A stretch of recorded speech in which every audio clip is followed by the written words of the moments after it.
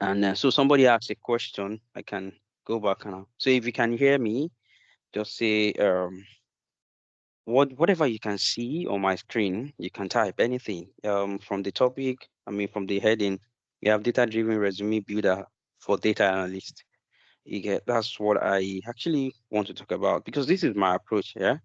Do you have any take on this, especially for a new entry? What about those outside Nigeria? Okay, fine. So I have like few questions to answer. So the first is to clarify the part that says BSc is needed. So let me tell you that I think the number of the common times that we saw were like about 2000 over. I think about 2000 plus. So the ones that were talking about BSc out of all the times were like 700. So it's still like 1/3, but they were the ones that appeared everywhere, like commonly most times, or let me say most seen in all the times that we saw in the job description and all. You understand? Fine. So thank you very much. Somebody said market desire. So you can see that. So I'm going back to my screen. So it doesn't mean everybody must have BSc. Now let me now help you with that. For somebody here, I know some of us are here, probably just had O level certificate. Some don't even have. I mean, the question is for you to be in this room, you know how to use your devices, to be honest.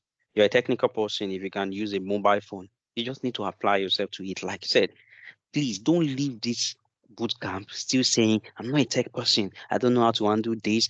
Please just learn it. Be ready to do it. The thing is, don't try to make people solve problems for you. Get frustrated. Yes, come back. Try. Come back. That's how to solve problems. Nothing is too big for you to handle. You just have to patiently, even when you go through it and it's difficult, spend time with it, ask for help, try it again. Don't make people solve problems for me. Where am I going? If you know you are at that level where PSC is like a challenge, probably you couldn't finish for so many reasons. I don't know. What you can do is for you to stand out. That means you have to be outstanding. What do? You have to do extra work. Your portfolio, like you mentioned earlier, must be superb. You need to be a problem solver. Let me tell you that employers will only employ you if you can solve their problem. And that's the reason why they will give you the job, not because they think they want to pity anybody, to be honest. I mean, they have a problem, they're going to give you money to help them solve the problem. They won't be paying you just because they pity you. So the idea is if you can solve their problem, they won't care about your CV. Honestly, the issue of CV in Nigeria, Africa, and everything is just because of the fact that they want to use that to reduce the number of people that will apply. And then, I mean, when it comes to BSc and all those, I mean, certificates and certifications, that was why I learned in the Nigerian landscape that is to use that largely. It's not the same like everywhere in the world, right? What can you do? How can you prove it? And that's why you notice some guys drop out of school, especially in Silicon Valley and all those places. They go to Waterloo to go and drop out. And you wonder why are they doing that? Because school will sometimes not teach you what you need to actually practice to do the real job. Okay, you will learn some things there, maybe build networks, be exposed to staying focused on a particular thing for 4 years or 5 years to get done. But when it gets to the industry, you still need to pick up that skill on the job or outside on the street. You still need to pick up that skill in a specific boot camp programs like this, or by you trying things out yourself. So the idea is school, you going to school shouldn't stop you. Nothing can stop you if you don't stop yourself. So it has to be that you are pushing yourself. That's why I say you should use LinkedIn. Just think about it. People don't connect with you on LinkedIn because you have a certificate or because you have a degree. Why people come there to come and talk about that? When they see you are an innovator, you're a problem solver, you begin to attract people. People who needs the solution. Right there in this room right now, everybody has a solution to someone's problem. If you have been through something in life, your story is actually a solution to another person's problem right now because somebody wants to hear your story to know how you were able to navigate that part, that stage of your life. You have something you are good at that someone needs that answer right now. Someone needs solution to that. You just need to be able to solve, help them, showcase yourself, and they would pay you for it. Do you get what I'm trying to say? So the same thing applies here. If you position to be a problem solver, nobody will say bring your CV. I mean, if you're applying to maybe formal jobs, but you go through the back door. That's what I'm saying. Like when they see your problem, would they say, how many times did you ask for a CV of the person that came to fix your plumbing machine? I mean, you understand my point? Who helped you to do basic things? Even your mechanic, did you ask for CV? Yes, you have Toyota stores that they can fix it properly, but you still prefer to go to the guy at the next door because he's good. And they say, have you gone to Wasiu's place? Wasiu Dagon is very good at doing his job. Do you ask for his CV? Because he's good at it. The only challenge is maybe they'll put them low and all, but that's why it can then. The only thing those guys need to learn is how to package themselves. That's why somebody will put them in a very big workshop and then the person will just start making a lot of money. The person is just the idea owner. The guys doing the jobs are they're the professionals. Do you understand that? That's why we were talking about position of management the other time. You can even gather people to do the job and you won't be the one doing it. Why is it that it is common in our world that the guys who went to school are being employed by the ones who didn't go to school? You go to school so that you could be employed by the ones who didn't go. Think about it. So school has ever been the reason why we are stuck. It's just that okay, yes, we think it is just a mental, let me say, slavery or limitation. I'm not shading anybody. I've gone to school, yes, I know. I have the PhD, but I'm not saying shouldn't go, but that shouldn't stop anyone here, please. So don't allow that stop you. Talking about opportunities outside Nigeria.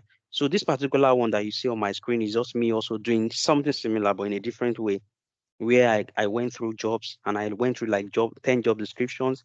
This specifically to the UK anyway, to the UK market. And I got all this from LinkedIn.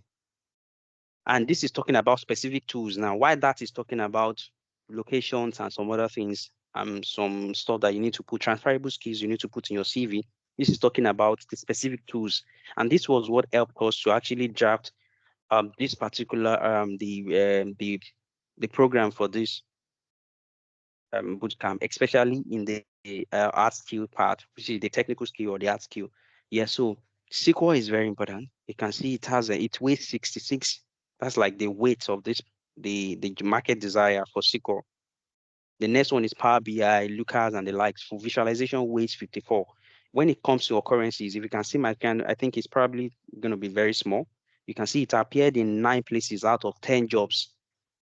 Why Power BI? 6 places. We have analytical. So this one, analytical insights, problem solving, those are things they expect you to be able to put in your CV.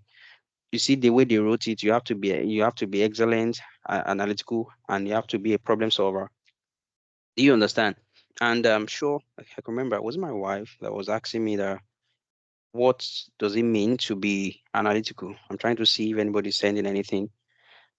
Okay, I would answer this question again. And I was like, if you can, some of us have tried this before. You place something somewhere, and then you notice by the time you are returning there, the thing has shifted. And you can tell somebody has moved this thing. And you start to think, who came home? Who touched this thing? Who was here? And you start to trace, and then you go to the kitchen, realize that something has shifted again. What are you doing? You're analyzing the situation, the position of what you placed there, seeing. Sometimes you now trace the leg and see, is it the cat? Is it the dog? Is it this? That's analyzing situations. For you to, if you can bring one and two together to form three, that's analytics. So everybody's analytical. Do you understand that? It's just for you to know what part of you, how do you, what do you pay attention to? How do you analyze stuff? How do you make, and then you can improve on that. You understand? So all those things are there for you to be a problem solver. And that's what we are trying to say. Be ready to solve problems. Be ready to push yourself. Be ready to put yourself out there. Hold on, please. Yeah, be ready to put yourself out there. So SQL, you can see SQL. I will say something here, and I don't want to cause issues, but I need to let you know. After SQL, we have Excel, which weighs 42, and it appeared in 5 places. But again, most entry level requires SQL. Then in most jobs as outside analytics, they still use SQL. They will use, I'm sorry, I mean SQL, Excel. They still use Excel in fields outside data analytics. So be it finance, even in common places, they still want to use Excel. So it's a tool that you can use to communicate with people outside your field. That's why it's very, very important. Also, it synchronizes well with other tools like MySQL Server, my Power BI, Microsoft Power BI, and ETL. If you remember, if you watch the video and you practice the Power BI section, you see that the first thing we did was to extract data. So ETL means extract, transform, load. You might not be able to see my screen. So this one that weighs 34 is actually ETL, extract, transform, load. Meaning you extracted the data from the folder and in CSV, you loaded it into your Power Query in the Power BI. And then we were transforming. Transforming is trying to remove the errors, changing the rows, columns, and doing all sort of things just to put it in the right shape you want it to be. And then you loaded it into your Power BI interface so that you can start working on it. So this is just a simple version of what ETL is all about. But it could be expanded and becomes bigger, bigger, and bigger. But at least so that once you put all these things in your CV, you don't think, "Ah, do I know what this is? I'm scared. I can't do all these things." And so I'm explaining to you that you can do everything written here. Now you can see Python weighs 27 and it's only appeared in three places. What this means is that why didn't we put it in this our curriculum? I'll tell you why. So with the three skills, all these four that you've mentioned ahead, like is it 4 or 5? Yeah, you being analytical, you can have it. You being insightful, you having this problem solving attitude or attribute, you have it already. We are learning Excel, we are learning SQL, we're learning Power BI, and ETL is something that will be continuously exposed to. With all those four skills, you are good to go. You are more than enough. To be honest, like I said, you have to push yourself. Okay, not every role require Python, and Python is not a real hard skill to learn. But how will it be if we are trying to teach you so many new things at the same time? And then we still want to teach you a new programming language. Many people are scared of it. If we have added Python, some will say, ah, this Python, I don't want programming. So I didn't put it there. Meanwhile, I have it in mind to actually teach people. Do you understand that now? But like I said, just with SQL alone, you can become a database administrator. You can actually manage databases. It could lead you to data engineering. Just with Power BI, you can become a business intelligence analyst, and that is all. Just that tool alone. Power BI is Excel on steroid, like our tutor said the other time. So with Power BI, you can do everything. You don't even need to go to Excel. Just use Power BI to transform, load your data, and then show the insight. Okay. So you saw the tool he used the other time where he was showing us that's a different tool entirely. So it's not about visualization. They call that one Streamlit, right? It's like he built a web page, but not really like that. But where am I going? You can, by the time you combine the first three skills, you are good to go. By the time you add Excel to it, you are super good to go. By the time you add it here, you are super, super good to go. So you don't really need to learn all the skills, all the tools before you start working with it or applying. You get? So people want to learn all the tools. No, you're only deceiving yourself and delaying yourself because you don't even know what you'll be faced with. I asked him to come and show us this so that you have a replica of what it is in the industry. They will employ you to do A. Trust me, you'll be doing B, C, and D. So if you think you can learn all the skills before you start working, so you're just delaying yourself. So just get in and go and see what is there. Then you find a solution to it when you get there. That's the way it is. That's the way it is. You can't know everything you need to know before you start. There's no way. You get there that even as a done, I mean, after spending 15, 20 years of experience in the field, unless you are not upskilling, unless you are not going for new challenges, there will always be things you can't do because technology is advancing every day. So you have to upskill. But there's something you have not been doing before that you need to learn. That said, I asked a question last week. I'm reading from the chat, but I couldn't get response from it yet. And it's concerning those of us that do research, majorly academic research, thesis and the likes, and deals with primary data. Is it prospective and also primary data is less talked about? That is, it becomes irrelevant. I would love to enlighten with respect to this. I don't understand that question.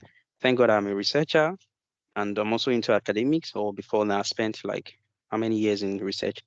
That said, you see, when it comes to we in the industry, see the data in the industry is actually different from the data on the research field. I'll be honest with you. So many times we use hypothetical data. Nigeria, for example, in the Nigeria don't have data set like real data set. We do, but so the data set from the industry is quite different from. We are working on real problems. Please, says Batsimlomi. Okay, yeah. So we are working on real problems.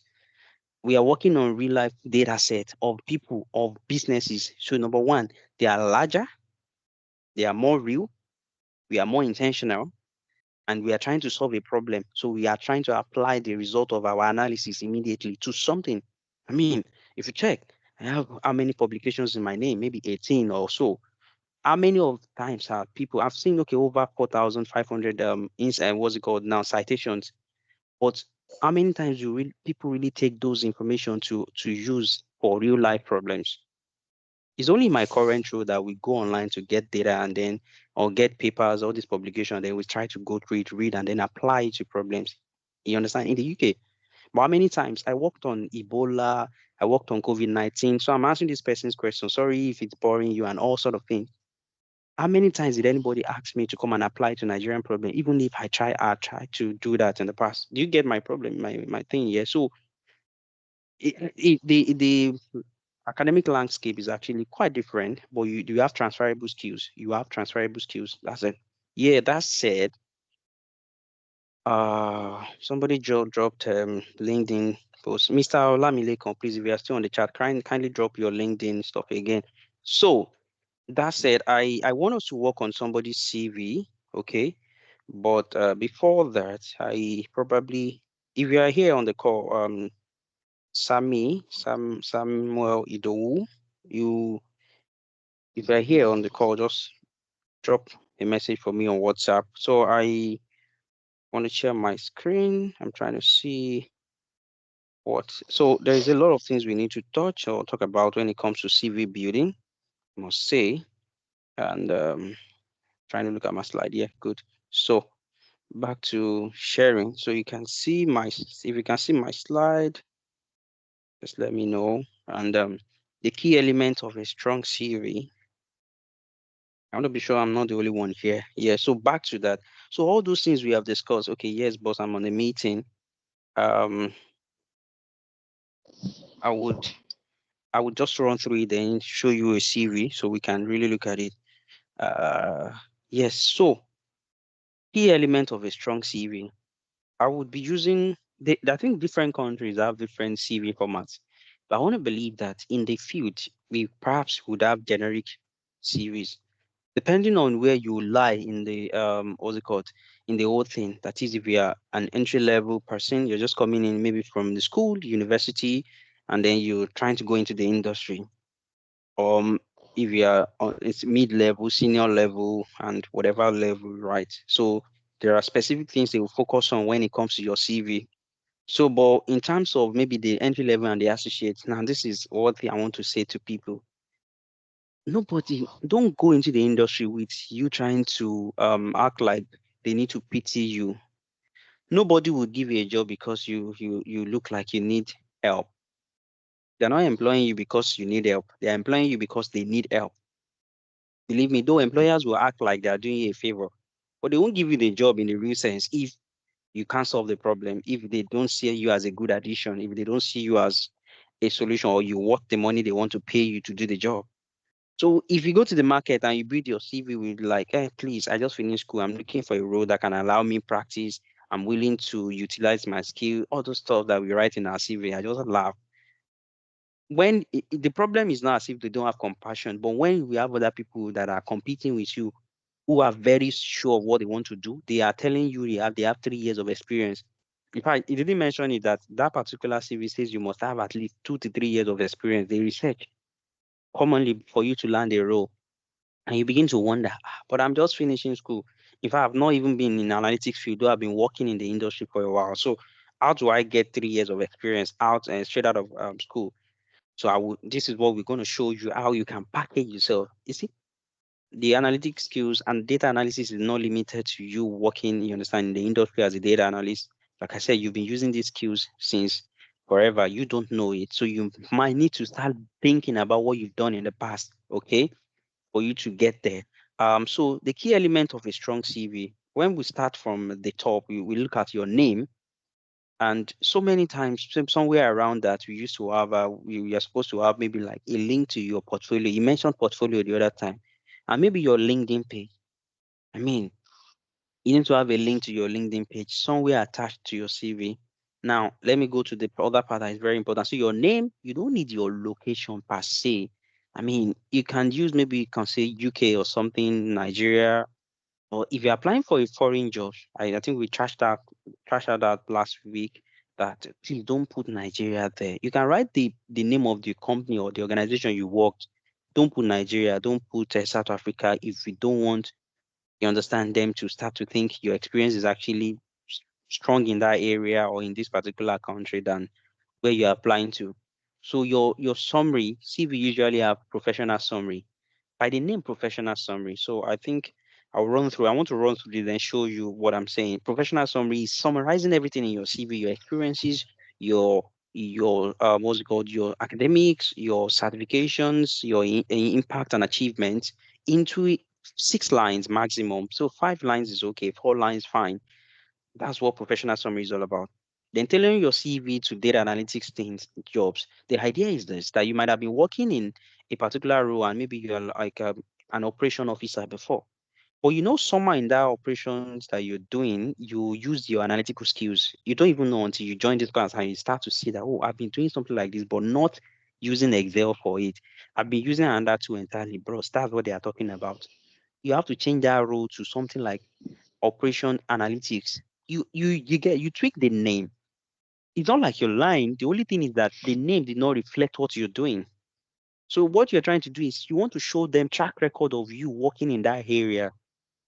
So you have to tailor your CV, everything. Then your role, you have to bring out the keywords. You know, we mentioned some of the words that are frequently needed or we need to see in your CV, talking about management, analytics, and all, SQL, how you use that, so problem solving. You need to be able to use all those stuffs, how you do analyze this, generated this, built this, business this, generated in insights, intelligence. Those words are words you want to put in your CV.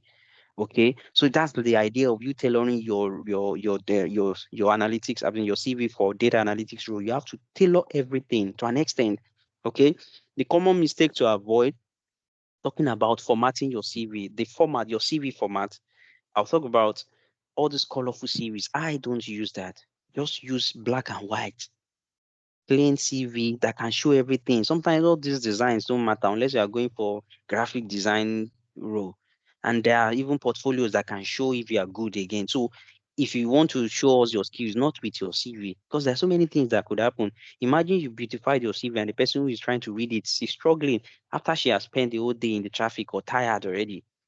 And you're like, oh, what's all this one? Please just take this CV away.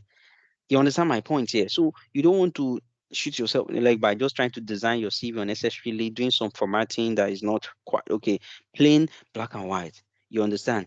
Also, don't put the most important things on your CV down the list. In the UK here, I confirmed again, and I think it's general so that it's everywhere that recruiters, especially if they are the roles, the people applying to the roles are so much.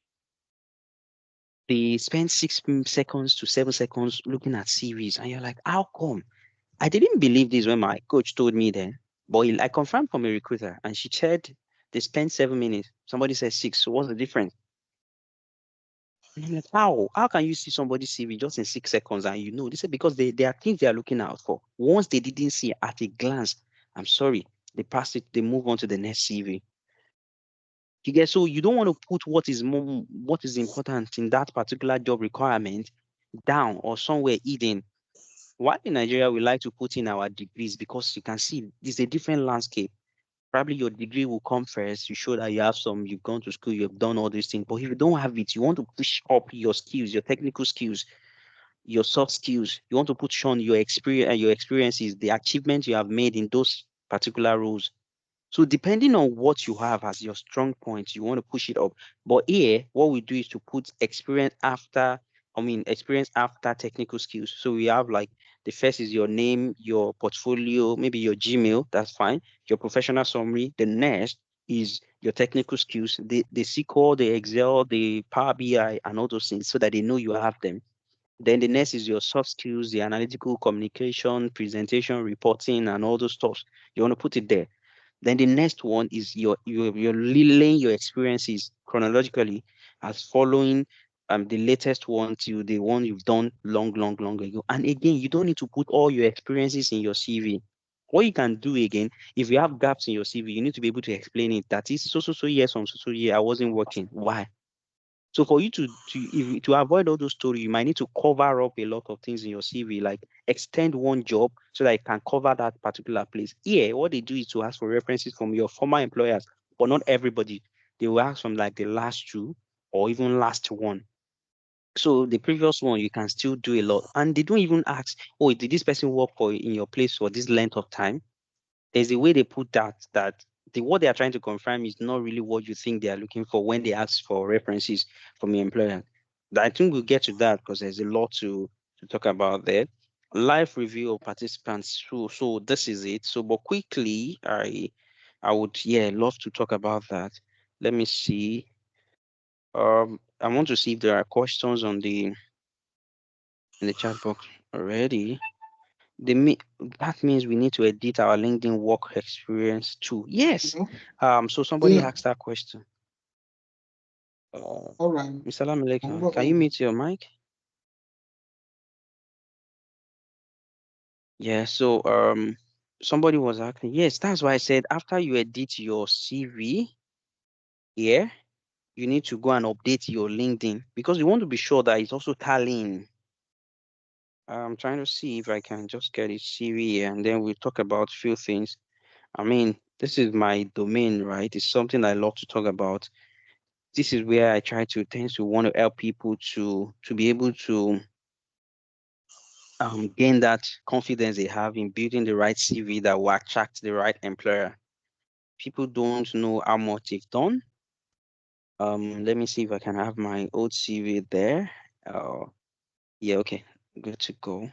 So I want to bring up his CV. He's online. Please, I would say you should unmute yourself very soon so that I want to dissect your CV for like the next few minutes, and then I think I told you already, so I believe I'm permitted to do that.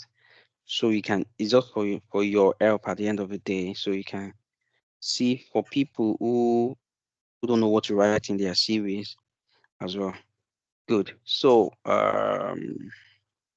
enable editing, stop sharing screen, and I'm gonna share my screen now. Okay, good. Right. So yeah. Let me see. Can you see my screen, people? Thumbs up if you can, if you can, if you can. So we're borrowing like how many minutes that we taking from the Power BI man. Where is he? I want to check on him if he's online. Hello, Miss Anthony. If you're there, just drop a message for me on WhatsApp. Okay.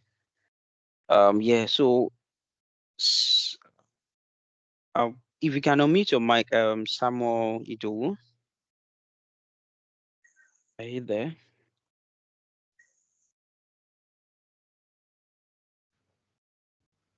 Hello, sir. Oh, okay. Can you speak again so we can hear you? I'm here, sir. Good, good. Please, try to make sure that your mic is audible enough. It's quite low, and this is your CV. Hope you are comfortable. Don't worry. It's not like we want to finish it. We want to help you out, and this will build you. So, Yes, as I was saying the fine. other time, yeah. So as we were saying the other time, you don't need like so much information in terms of your street address, your this. I don't know, but again, it's probably too much. Maybe if they need this information, that's the way it works here. If they need extra information, then that'll be sent to you. Okay, because the idea is there are some things you should keep away until when it's getting serious. Fine, your employer might need to know your place, but do they really come to your house? But before that means that's your potential employer. Like you're sure that something is going on here in a conversation. So just have your name, remove the whole of the address, and just have maybe Kwara State and Nigeria, Kwara State. Your mobile number, that's fine. Your email, the formatting is just an issue, so you need to really correct that. And it's taking up spaces. You want to ensure that your CV doesn't go beyond. As I can see on my screen, this CV is on 4 pages. Aye, when you're not like applying for a managerial position. So ideally, we try our best to make sure our CV is not going beyond 1 page. But I've tried it several times. My CV is not fitting in. I mean, a resume, yes, you can probably do it, but if you have a lot to offer and then they are applying for a role that requires so much information, you might not be able to put your CV on just 2 pages. I mean, on just 1 page.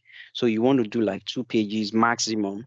But if your CV is still okay to stay on 1 page, definitely. So your formatting, it has to be clear, readable, and all. Okay.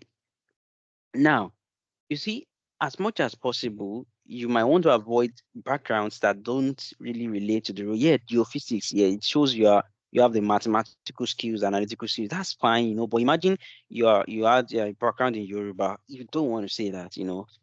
In English, yes, maybe they will talk about your communication skill, but probably it's not like a strong point because in the analytics field entirely, they usually talk about mathematics, STEM fields majorly.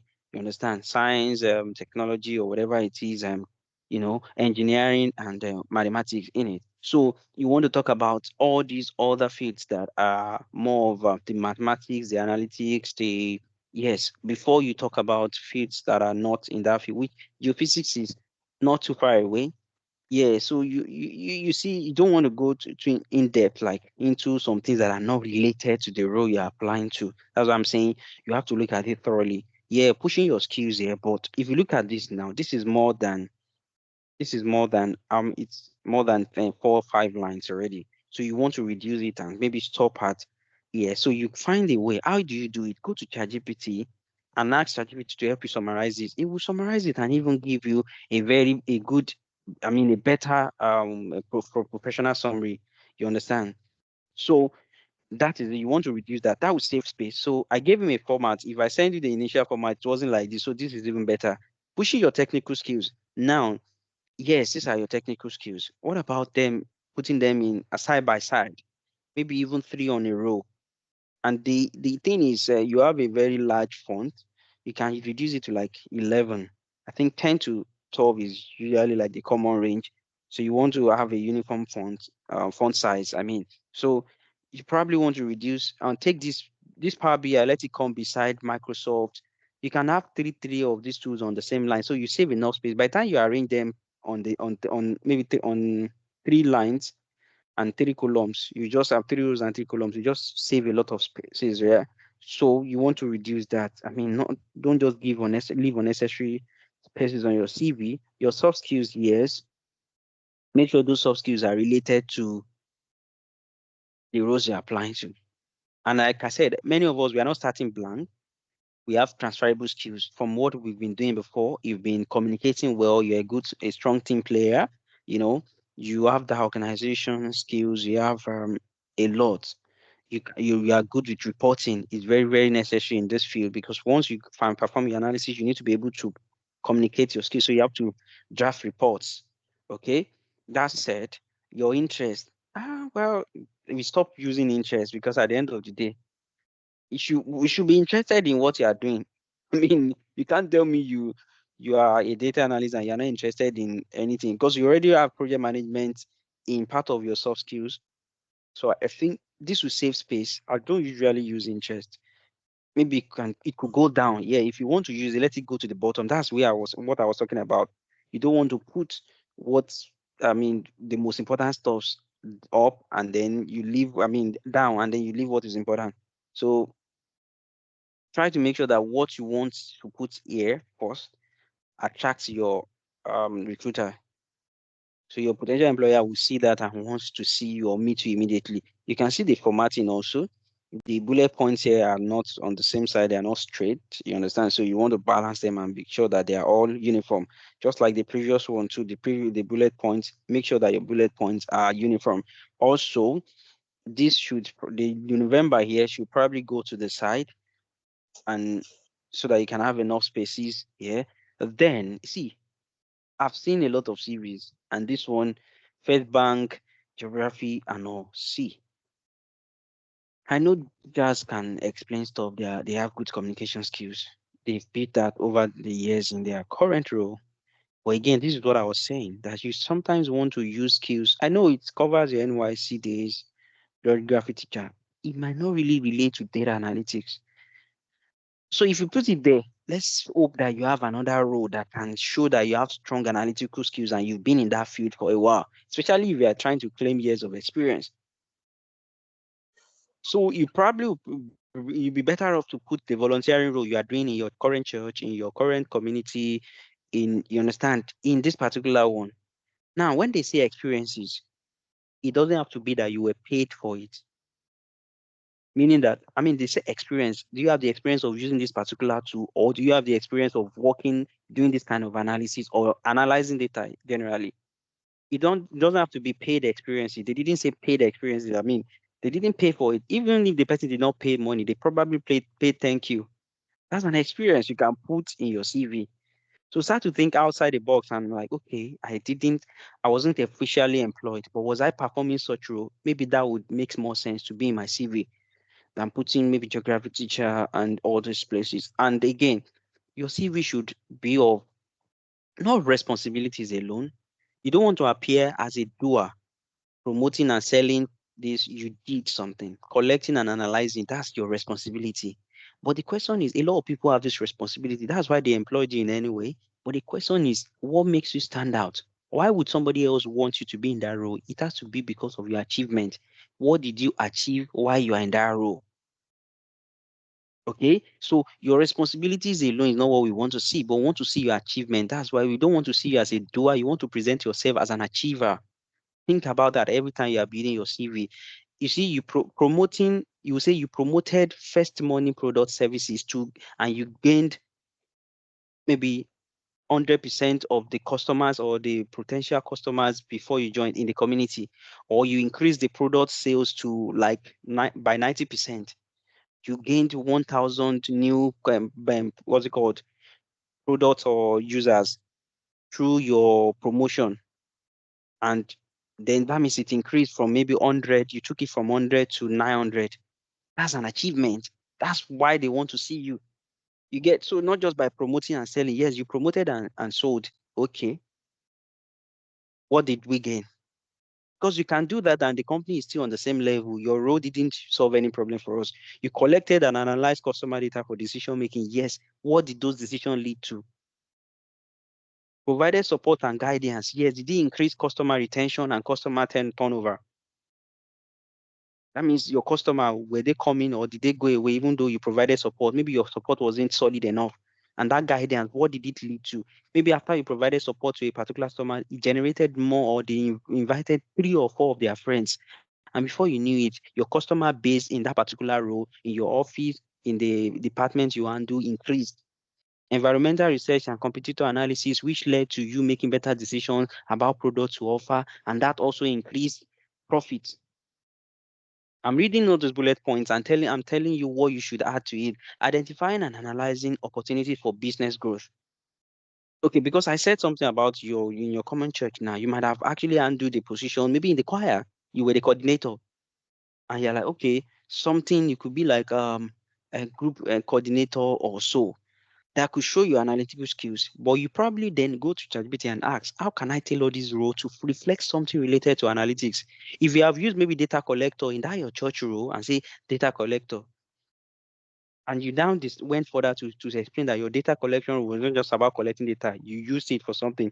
That one will even be better than putting. Also, if in your role as a geography teacher, you analyzing student data, you could say you worked as a geography teacher, and then as also as the school analytics lead or something like that.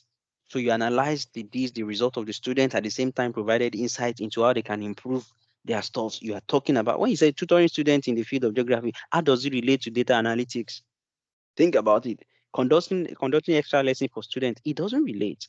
So this is not me shading you here. Get it? I'm saying this because everybody can see that you can actually do better by you thinking as a data analyst. Think about yourself as the employer? Why would I employ this person? You say you're just finishing from school or just left, doesn't matter. You could have applied those skills, they're unknown to you. So I'm making you think, yes, Independent National Electoral Commission, what did you do? Ad hoc staff? No. You could put something like ad hoc analytic staff. You're shooting something in between because perhaps you'll be analyzing the results, counting and all. Or this particular role is a massive one that you can use to show your skills as you've been analyzing data. So by the time you count now from 2019 to 2024, you have like 3 or 4 years of experience already. That's how to see it. Do you get that? Geophysics, engineering, all those things are like sweet stuff that could show that you are within that STEM field. But what have you done? Good. You talked about participated in geophysical data acquisition, processing, and interpretation. What did it lead to? So make sure you don't write responsibility alone. Try to think of what the results you got, what it led to. Even if it was potential, you didn't finish the project or they did not use it on a large landscape, you still want to try to Imagine what result that could have brought if they have applied it. And that's what you put there. That said, we have too much spaces. So by the time you make the adjustment to your CV, you probably have everything in 1 page or 2 pages. Your education is down here. I know Nigeria, like I said, we put our education forward, but if you don't have a strong education to put there, maybe you shouldn't put it, just put it at the back.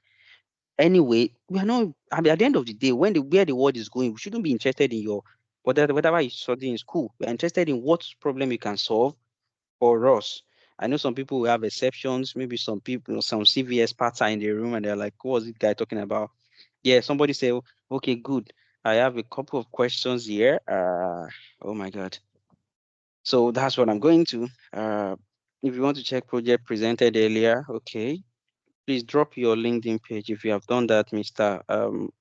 Or Lamilekon. That means we need to edit. Yes, kindly check your screen share because it's static and not moving. Okay. What if maybe I've, I don't know.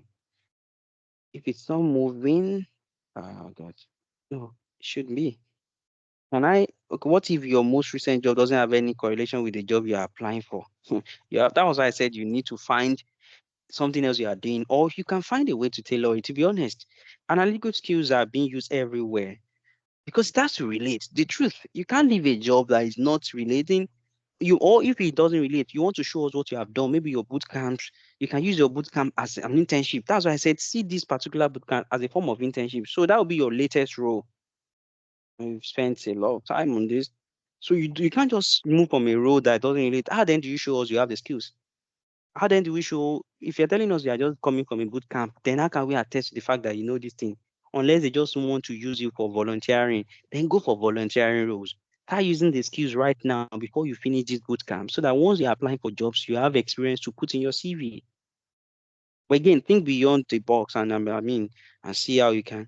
See, can I have any can I have one CV for two different lines of profession? For example, 365 support and data analyst. Well, the truth, I usually fight guide against having two CVs because you can't have two LinkedIn pages.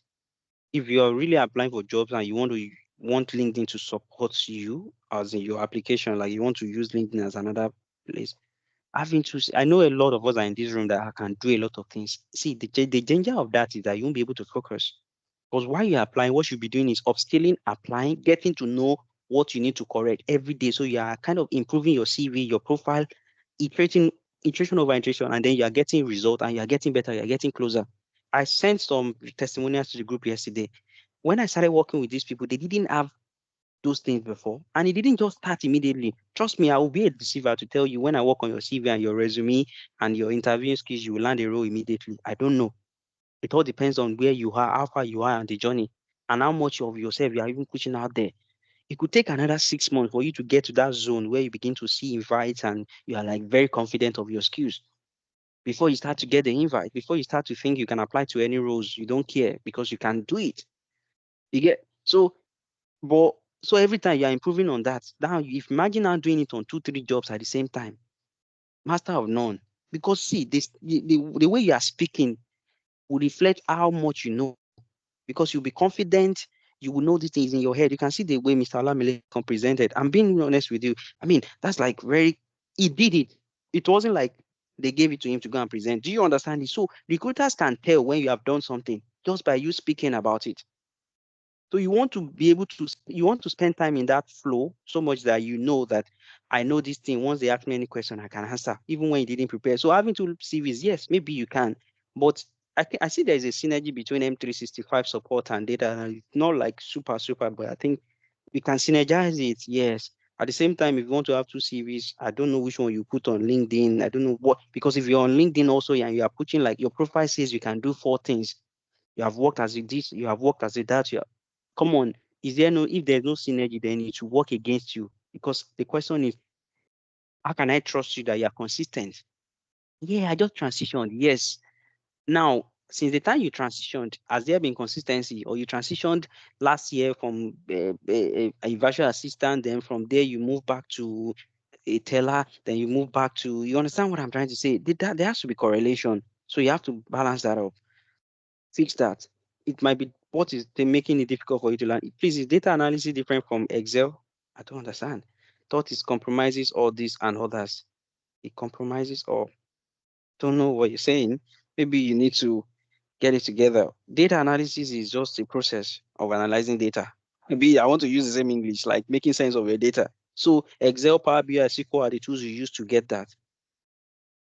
Okay, so that said, for someone who has been in the education sector for a long while and dedicates to and decide to transfer, how does it a lot? Yes, in that your field, you have been analyzing your student results. If you are in the maybe on the higher level in the universities, you have been doing researches. You want to tailor that and say you've been using tools, even if you have used XPSS and all those things before. Yes, they are analytical tools. It's just that they are not being used in the industry as much as they use Excel, Power BI. Yes, they still use SPSS and all sort of things, but they are like getting outdated and pushing them out gradually. So where am I going? You've been analyzing your students' results. You've been using that skill. You might have been functioning in two roles. Maybe you are the HOD in that your issue, the head of department, you could have been using that skill, bring it under it. You can serve two functions. So let them know that even though you were a teacher and you have transferable skills, you are good at explaining things. One very good skill for you to need as you need as a data professional is that communication skill. You need to be able to communicate your insight in the best of ways to your stakeholders. That's why they will accept it. So think about breaking it down. So if you can explain something to a 10-year-old, 15-year-old, 5-year-old, 10, 5 years, you can really do a lot of things in the analytics field. We need you. So it doesn't have to be related. A lawyer can become a data analyst because you are logical. You can see in between the lines and get to understand, put one or two together. You are a detective. So you know how things work. So that skill is actually very needed. You just need to show how you have been using it. Okay. Somebody said for someone who has been okay, please talk more on portfolio. What are the necessary files required in it? Do we need it? We have. I think you should go and check the brochure. We have a part where we'll talk about that later. So it's not for this class. But gradually, yes, there are portfolio websites. But GitHub is not a portfolio website. If you know about it, you can use it. You have WIX. I will share some of it with us later so that you can know how to start organizing. Mr. Anthony, please get yourself together. Sorry, we're taking a lot of time, and then we hope that we can move again on this Power BI thing. I would skip some of this question. What about the fresh graduate with no experience? Don't say no experience. You have experience. That's what I'm still saying here now. That you've been doing something in your research in school. A lady came to me. My sis is in 400 level, nutrition and diet, whatever. That's what she's studying. I'm like, go and do a project analyzing what people eat, why they go for exercises or gyms, what is the result of those things. Also, you've been carrying out researches, your assignments, all those things are things you can talk about. Also, you've been functioning in smaller groups outside your school activities. You've gone for IT. If you didn't go for, you have to start pushing out yourself now. That's the idea. Fresh graduate, you must have been doing something in analysis, or you should start doing.